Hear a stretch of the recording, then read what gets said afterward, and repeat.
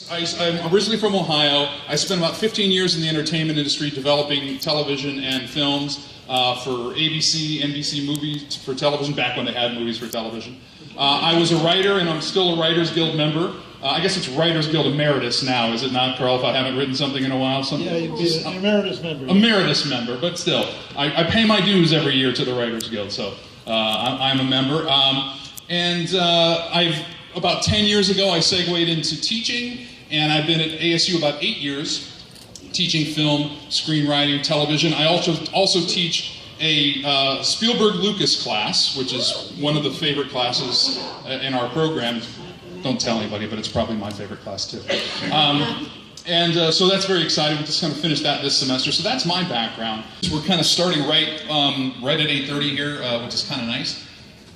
I've got a very short, I'll keep it short since I have slides. I'm going to show you a few things to look for, a little bit of backstory on the film, and then I'm going to turn over to Carl to actually officially introduce. I'll introduce him and he'll introduce the film, and we'll start the live screening. So I'm going to go to my seat because I am tethered to that while I show you this stuff.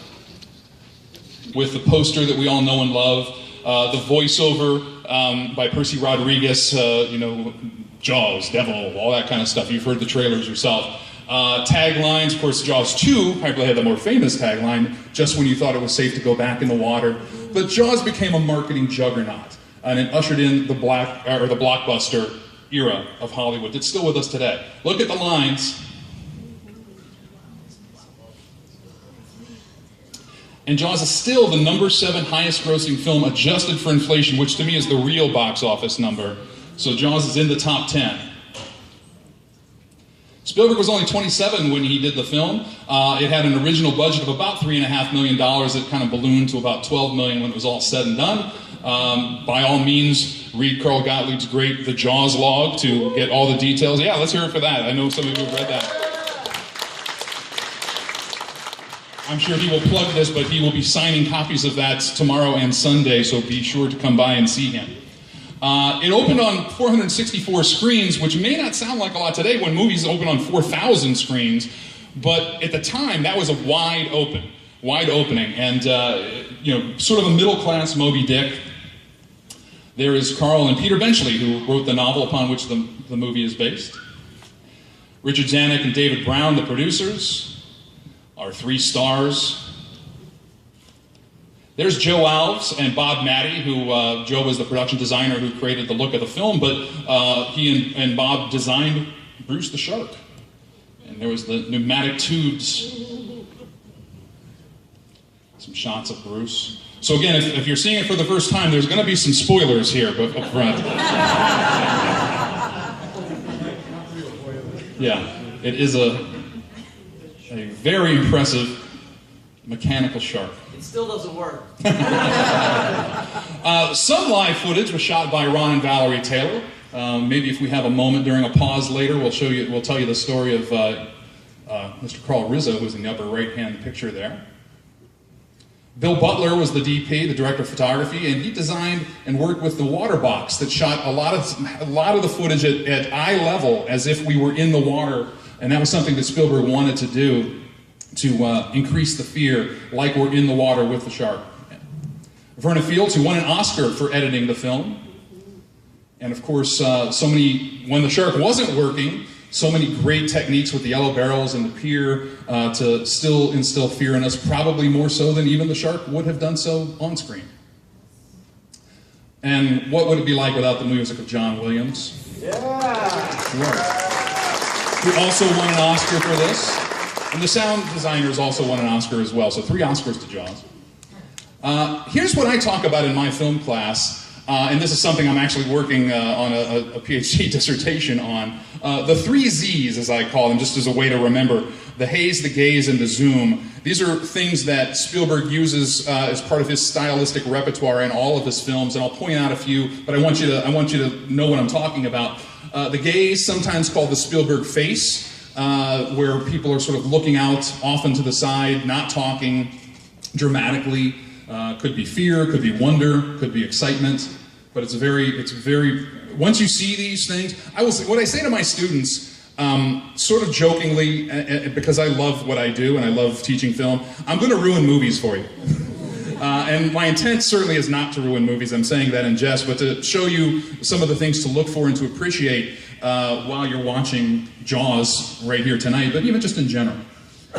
The haze, these are all Spielberg techniques. Anything that's just light with weight, things that are dense with fog and smoke.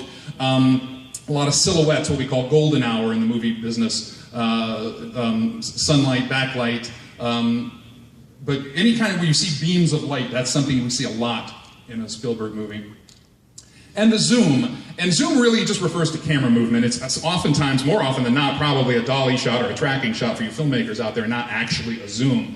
But because it was the 3 Z's and not the 3 other things, I went with this. But sort of that slow, dramatic zoom in, usually a zoom in or a dolly in to enhance the dramatic action, very often coupled with a gaze.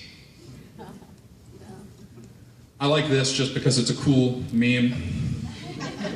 Brody hates the water, still does his job. And speaking of Brody, this is my dog, Brody.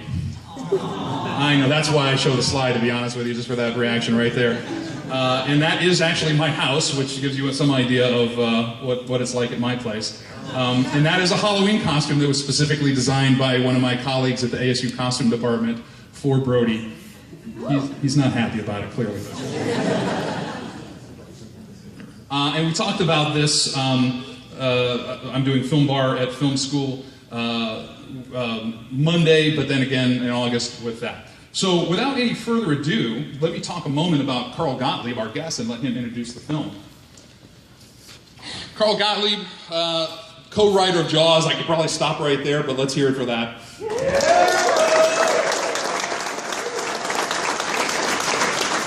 If that weren't enough, also an Emmy-winning television writer who worked on the Smothers Brothers legendary comedy hour, worked on The Odd Couple, the Bob Newhart Show. He wrote Jaws 2 and Jaws 3D, and he directed and wrote Caveman with Ringo Starr, which is a film, absolutely, here for Caveman. And one of my personal favorites, co-wrote The Jerk with Steve Martin. He's also co-written 2 biographies with David Crosby as well, and is so kind on the, talking about our favorite movie around convention circuits and on documentaries that I'm sure many of you have seen. So I guess without any further ado, I've already talked long enough. Let me introduce you to the great Carl Gottlieb. Thank you. Thank you.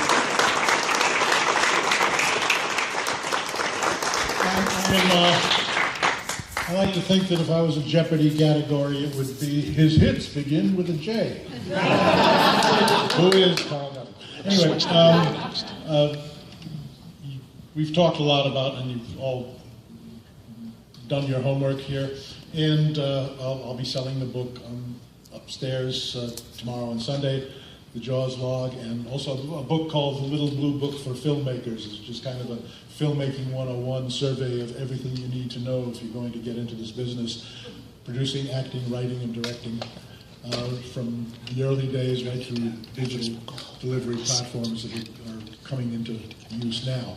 But let's talk about, very briefly, this thing. The one thing I love to tell people is this was pre-CGI. There was no computer graphics.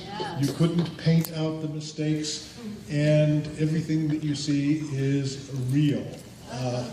There's the only opticals in the entire movie is a censorship issue where some nudity had to be adjusted, and the shooting stars, which fly by.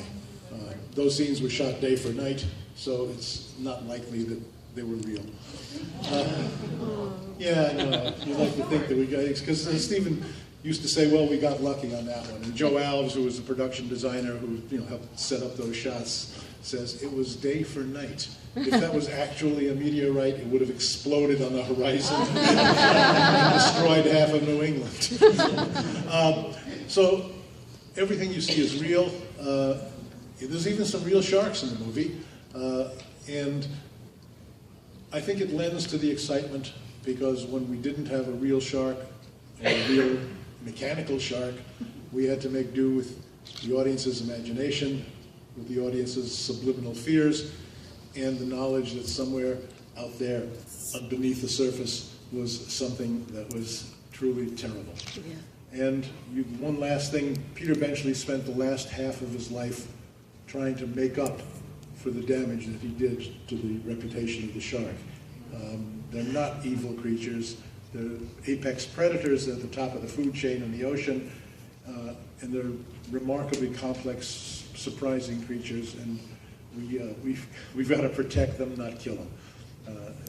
So if anybody ever tells you, hey, we're going fishing for sharks, tell them, no, nah, fish for go look for bluefish, yes, or something else, or octopuses, which octopuses and squids are the only things in the ocean that are increasing in numbers. We've overfished everything else, but apparently we've created a climate that's very good for octopuses.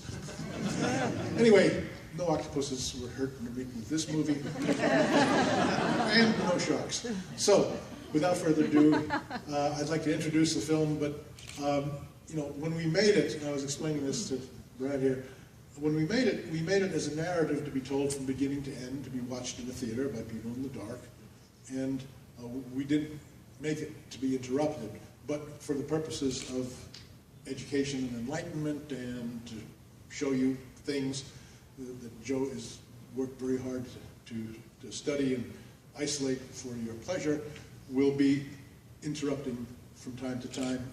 I kind of apologize for that because we didn't make the film to be interrupted, but at the first You're breaking my heart, Carl. At the first paid preview with a big audience in Lakewood, Orange County, everybody was watching the film in rapt attention, and somebody got up and ran out of the theater, and Spielberg said, "Oh Christ, we got to walk out."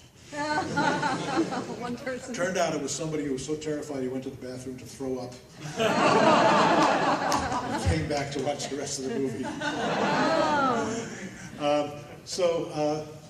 If you have to throw up, it's okay. We know you're not a walkout. Yeah. Enjoy the film. Thank you.